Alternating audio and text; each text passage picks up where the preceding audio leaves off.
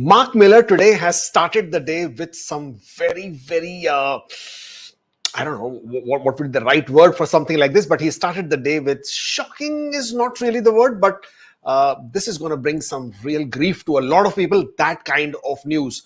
When nobody was expecting it, 8 o'clock early this morning, the announcement started rolling in, and Mark Miller was live on the CPAC channel announcing these things. First of all this discussion that we have been seeing in some recent time that there is going to be some sort of cuts, that Mark Miller is looking at announcing some sort of quota, some sort of restrictions. We've been talking about this for some time. Well, finally, this morning, he's announced it, that this is going to happen. And so much of negative sentiment brewing over the last few weeks and months, where almost every single news channel, news media has been highlighting and talking about this and saying, well, international students have been increasing a lot. They're creating so much of problems. The immigration needs to sort of come down. The levels need to come down, so on and so forth. Politicians also jumped onto the bandwagon, obviously, right? They have to sing to the tunes of the vote bank. And all of this had to show some crack, and finally it cracked. This morning, Mark Miller has finally announced that there is going to be a restriction on the number of international students who would be approved. So at this point of time, the quota for 2023, so this is going to be a 2-year program or a 2-year plan at this point of time. So for 2024, the number of study permit applications that will be approved at this point of time are 364,000 applications. That is the number of international students who will be approved. Now, this number accounts for undergrad studies and college level programs and college level certificate programs. This number, 364,000, does not include the master's graduate programs and PhD graduate programs. So if you wish to study a PhD program or doctorate programs in Canada, if you wish to study master's program, then this restriction does not apply to you. That is the first and the foremost. Anybody who's looking to do a 1-year program, diploma, graduate certificate, PG diploma, this 364,000 cap applies to all of them. Now, how will this be applied? So based on different provinces and based on the population of people in these individual provinces, these quotas, these caps will be allocated to each of those provinces. And then it is the province's responsibility, depending on how many colleges are there in the province, they will then go out and issue individual colleges, universities, that specific number of quotas. And then as what Quebec does, Quebec at this point of time issues a CAQ if you are going to apply for a study permit for a college or a university in Quebec. And therefore, now for all these colleges in all of the provinces, you need to get, effective today, effective 22nd of January, you need to get a provincial attestation as part of your study permit application. Without this provincial attestation, you will not be approved, your application will not be processed. So, but also getting a provincial attestation now, in my opinion, would basically mean that you probably will have a higher chances of getting approved. Because as it is, the colleges will have a specific quota, and therefore they will be issuing these attestations with a lot of care. So, expect that the criteria of the colleges, their admission criteria, their admission requirements, expect that to go up. Expect that they would be requiring more stricter criteria. All of that will start happening because they only have so many attestations that they will be able to issue. Provincial wise, a lot of provinces will see these quotas basically choking up their streams, and the most impacted and affected are going to be Ontario, British Columbia, and from what we hear, Nova Scotia. These are the 3 provinces that will get affected the most. In some cases, from up to 50 to 60% of their annual international student quotas are going to be cut into half. Ontario is one case where it is expected they will be impacted by almost 50%. That is the first announcement in today's series of 3 announcements. Postgraduate work permits will no longer be available, will no longer be issued to only one segment. Now, before everybody starts freaking out, what do they mean? Let me first, okay. So, people are already freaking out that the postgraduate work permits will not be issued to everybody who's completing studies. That is not what he's saying. What he's saying is postgraduate work permits will no longer be issued to people who are completing their education from private, public institution models. Now, what is private public institution models? A lot of people are getting confused. Now, these are those private colleges that are teaching the curriculum of a public college, so that after completing 1-year program in the private college, you then move on to the public college and you get the diploma or whatever the credential is from the public college. But actually, you do not really attend the public college. So this is a big difference. Now, I mean, in that very long video that Mark Miller basically in the announcements, actually not very long, it's about 25-26 minutes long. The link is in the description, so you will find it over there and you can, have a hear of this whole thing. But what he's saying is that a lot of these private colleges are operating like massage parlors, like in strip malls, like in small units. And students are not really going to these colleges and attending these colleges. Rather, they are coming to Canada, driving Ubers, doing, working odd jobs, etc., etc. And that is not what the intention of the international study program was or is. And therefore, by restricting these programs, they are in a way choking the lifeline out of these private colleges, so that they do not get to misuse this whole program, or the students do not get to misuse this program, therefore creating all this bad negative media attention that we're getting so far. So again, postgraduate work permits will still be issued to all eligible international students completing their education from postgraduate work permit eligible institutions.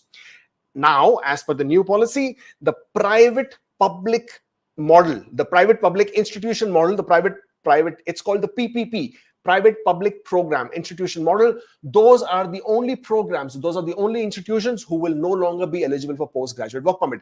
Please take note of this. Please do not confuse yourself, because if you'll confuse yourself, you will cause yourself a lot of stress, and therefore don't do that. Let's go back to here the third and the very, very, very important announcement that Mark Miller made this morning. Now, what Mark Miller has just said is that in the coming weeks, so this is not effective immediately. This is not impacting immediately. The date for this has not been announced. So what Mark Miller said, that postgraduate work permits, I mean, we've already spoken about that. Spouse open work permits will not be issued to people who are completing programs other than master's degree, the PhD programs, and professional programs in medicine and law. That's what he has said. So every other program except for masters, PhDs, professional programs in medicine and law, except for these, all other programs will no longer be eligible for those students to bring their spouses into Canada. This is being taken, rather, this is being copy pasted from what has happened in the UK. And UK very recently had made a similar announcement, I think just a few months back. And Rishi Sunak, the UK Prime Minister, had already come out on Twitter and said, well, just to make it easier for English citizens, for British citizens, they have now announced this cap. And that point of time, I actually tweeted, I hope Mark Miller is not taking notes on this one, but apparently he was. And therefore, now this is the situation that we have at hand. It is going to be difficult, but at this point of time, it does not apply as of right now. This will come into effect in a few weeks from now on. So if you were looking to apply for a spouse open work permit, please make sure you apply immediately. All these caps, all these changes will not apply to international students who are already inside Canada, people who have already been approved, who are already studying. You have to apply for extensions, you will be fine. If your spouses are already inside Canada and along with your studies, you're applying for your spouse's open work permit extensions, you will be fine. However, any new international students applications, if they were going to apply for their spouses, and if they are not students of master's degree, and if they're not students of PhD, if they're not students for the programs practicing, for programs in, law and medicine, then they haven't specified which programs in law and medicine. I guess this information will come out in time. But in the meantime, let's take a very quick look at this. Again, the link for this is also in the description box. So please, you can always take a read. This is the news release from IRCC. By all means, take a look at it. it's clearly saying that the numbers are 360,000. That will be the approved study permit applications for 2024. This is the cap for this year. This is a decrease of 35% from the applications that were approved in 2023. Now, when we are referring to these applications, these are the applications who are other than master's degrees and PhD degrees. So the 1-year programs, the 2-year programs, the diplomas, the graduate certificates, all of them are included here. Again, study permit renewals will not be impacted. So if you are in Canada, you're already studying, you are not under this cap, you are not under restriction. So please do not worry about that. Those pursuing masters and PhD in elementary and secondary school are also not included in the cap. Do not worry about that. Again, current study permit holders will also not be impacted. So please, if you already have a study permit, if you have already got an approval, you will also not be impacted on this. What else is there? Now, in order to better align these PGWP program, starting 1st of September, the international students who begin a study program. So remember, I spoke to you about the PPP program. Now that is effective 1st of September. That is not effective immediately. So if you are currently studying in that kind of a model, the PPP model, the private public partnership program model, then you will not be impacted immediately. This is going to take effect from 1st of September. So if you have the option, then please change your program to a complete public institution so that you do not get impacted by this. And what is a PPP? So this is for international students who begin a study program that is part of a curriculum licensing arrangement. So basically, under the curriculum licensing arrangement, students physically attend a private college that has been licensed to deliver the curriculum of an associated public college. That is what it means, PPP. Therefore, anybody who is studying in this college, and it says they act as a loophole with regards to postgraduate work permit eligibility. So those people will no longer be eligible. So this is also a case in point whereby people who are going to all these education agents, especially in several parts of India, several parts of Pakistan, several parts of Middle East, well, all of you, please make sure that you are checking the eligibility criteria of the institution. Just do not blindly accept any college that your agent is putting you through. You might just find yourself on the wrong end of this line, and you might find yourself not being eligible at the end of the program. So please do your research. Do not blindly sign up, because at this point of time, a lot of these agents will try to push you into the colleges because they will want to sort of get as many people through as possible. And they will try to push you in some of these colleges because quotas, the provincial attestations, is going to mean a lot. So for example, even if you are getting a provincial attestation from a private college, do not accept it if it is not going to lead to a postgraduate work permit. So please do your research well, otherwise you might find yourself at a loss on this particular side. Graduates of masters and other, now this is another change that they have made. All master's program and other short graduate level programs will also be eligible now for 3-year work permit. So earlier, what was the law was that your study permit is going to determine what kind of a work permit you get. So if your study permit was 1 year long, you would get a 1-year work permit. A lot of international students who have studied 1-year master's program, they have realized that they were getting work permit only for 1 year, though they studied a master's program. A lot of you who studied 16-month master's program were getting a work permit for 16 months, not for a 3-year. Yes, of course, some of them were also getting 3 years, but a lot of you were realizing that you're getting shorter duration of work permit.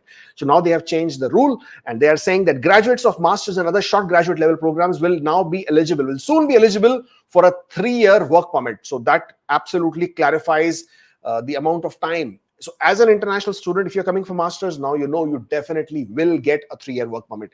There is no longer the fact of whether it's a 1-year program or a 16-month program and whether you will get a 1-year work permit or a 3-year. So that is a bit of a relief. And of course, the final one, in the weeks ahead, open work permits will only be available to the spouses of international students in master's and doctoral programs. The spouses of international students in other levels of study, including undergraduate and college programs, will no longer be eligible. This is a very, very big one. And this is what the news about was today. Oh boy, what a morning this has been, right? I am currently in Hyderabad and obviously going to do some seminars over here, going to talk to so many people. From here, I'm going to Gujarat. I'm going to be in Gandhinagar, I'm going to be in Surat, going to be in Ahmedabad, do some seminars over there, talk to a lot of you out there, and then obviously come back to Dubai and do another meetup or a seminar over there, talk to a lot of you out there. But the idea is only to tell you what to watch out for, what to look out for. Please do not fall into the traps. There are a lot of people out there who are now misleading people because things are getting more and more difficult. And as the things get more difficult, a lot of these people will try to push you guys into programs, into pathways that actually are not going to lead to any positive outcome. So please be careful. Please understand that things are getting more difficult. Now, as much as all of this is very, very, what do you call it? Depressing and demotivating, but on the larger side of things, look at it this way. Would you have liked to come to Canada as an international student, but then it leads to nothing at all? Because you would then feel cheated, right? You have spent so much of money, it does not lead to a pathway. Well, you don't want to do that.